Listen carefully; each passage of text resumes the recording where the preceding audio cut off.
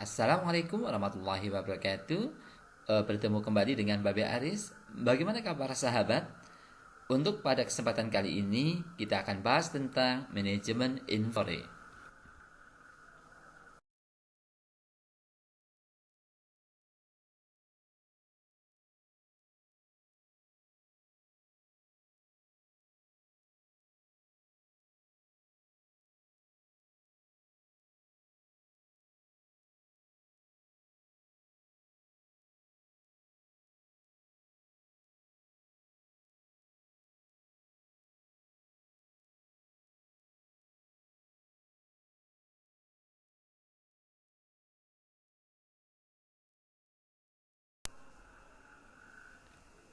Oke, berkaitan dengan persediaan, kita akan bahas tentang apa itu persediaan.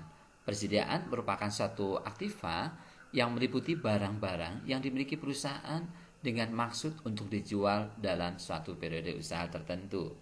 Atau persediaan barang yang masih dalam pengerjaan atau proses produksi ataupun persediaan baku yang menunggu penggunaannya dalam suatu proses produksi. Oleh karena itu, penting bagi sebuah perusahaan untuk mencatat dan menghitung kesesuaian jumlah persediaannya. Berkaitan dengan pencatatan persediaan barang, persediaan adalah sejumlah barang jadi, bahan baku, dan barang dalam proses yang dimiliki dengan tujuan untuk dijual atau diproses lebih lanjut. Sedangkan dalam perusahaan dagang, persediaan barang dagang atau merchandise inventory adalah barang yang dibeli dan disimpan sementara dengan tujuan untuk dijual kembali dalam operasi usaha perusahaan. Ada 5 jenis persediaan barang. Yang pertama adalah persediaan bahan baku, yaitu persediaan barang yang berwujud bahan baku yang akan diproses menjadi barang jadi.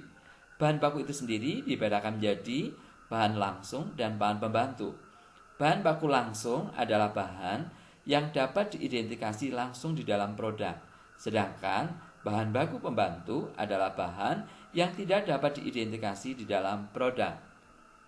Sedangkan yang kedua adalah persediaan barang dalam proses, merupakan bahan yang telah diproses tetapi belum menjadi produk jadi. Untuk menyelesaikannya perlu tambahan pekerjaan sehingga membutuhkan biaya tenaga kerja dan biaya tidak langsung lainnya. Kemudian persediaan barang jadi ini merupakan barang yang siap untuk dijual atau dipasarkan. Barang dalam perjalanan adalah barang yang dikirim atas dasar FOB shipping point yang masih dalam perjalanan yang pada akhir periode akan menjadi milik pembeli serta harus diperhitungkan pada pencatatan pembeli. Sedangkan barang konsignasi adalah barang yang telah diserahkan kepada konsigni tetapi merupakan kepemilikannya dan konsignor sebesar harga beli atau biaya produksi. Demikian 5 jenis persediaan barang yang terdiri atas persediaan bahan baku, persediaan barang dalam proses, persediaan barang jadi, persediaan dalam perjalanan, dan persediaan barang konsignasi. Kegiatan transaksi persediaan barang dagang terdiri atas beberapa kegiatan. Yang pertama adalah pembelian, yang kedua adalah persediaan barang dagang, yang ketiga adalah retur pembelian dan pengurangan harga, yang selanjutnya adalah potongan pembelian, dan yang kelima adalah penjualan. Kemudian selanjutnya adalah retur penjualan dan pengurangan harga, potongan penjualan,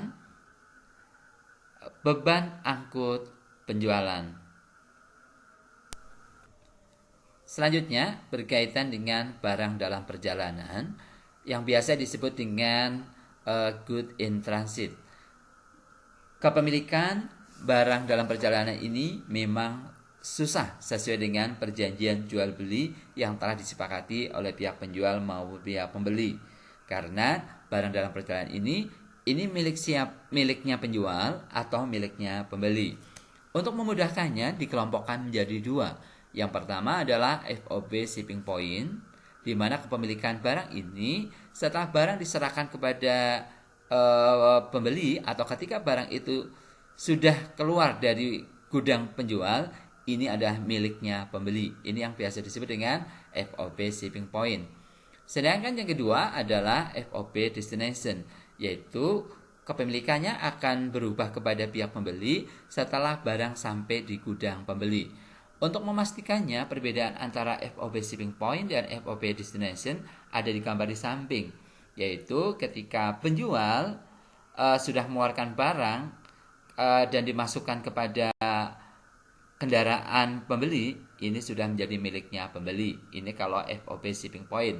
Sedangkan FOB destination, ketika penjual mengeluarkan barang kepada pembeli dan dalam perjalanan diangkut oleh pihak penjual, barang ini masih kemilikannya adalah oleh pihak penjual. Kalau sudah sampai ke gudang pembeli, baru barang ini miliknya pembeli. Sistem pencatatan untuk persediaan barang dikelompokkan menjadi dua. Yang pertama adalah sistem persediaan periodik atau sistem penghitungan secara fisik. Ini biasakan dilakukan per periode tertentu, menghitung secara fisik real nyata barang dagangan yang ada di gudang. Nah, berkaitan dengan sistem persediaan periodik ini, perkiraan persediaan tidak mengalami perubahan sehingga akan terjadinya pembelian barang, transaksi akan dicatat pada perkiraan pembelian. Sedangkan saldo pada persediaan hanyalah jumlah persediaan pada awal periode. Sedangkan yang kedua adalah sistem persediaan perseptual. Sistem persediaan perseptual ini menyediakan catatan tentang harga pokok penjualan yang muncul jika terjadi penjualan barang. Sedangkan jumlah persediaan pada periode tertentu dilakukan dengan penghitungan secara fisik melalui stock of name. Sedangkan barang yang akan mempunyai identitas ini akan dicatat di dalam kartu persediaan. Untuk lebih jelasnya, perbedaan antara metode periodik dan metode perseptual ada di gambar di samping. Demikian penjelasan kaitan dengan manajemen inventory yang sangat sederhana. Yakinlah sahabat, selalu membuat afirmasi positif, lakukan terus-menerus, lakukan dan katakan dalam hati dan lisan Anda, saya bisa, taklukkan diri dan masa depannya. Saya bisa, taklukkan diri dan masa depannya. Baiklah, jangan pernah lupa subscribe untuk lebih berkah lagi. Tetap semangat, tetap jaga prokes.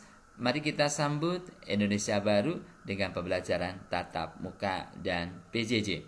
Demikian, saya akhiri. Wassalamualaikum warahmatullahi wabarakatuh.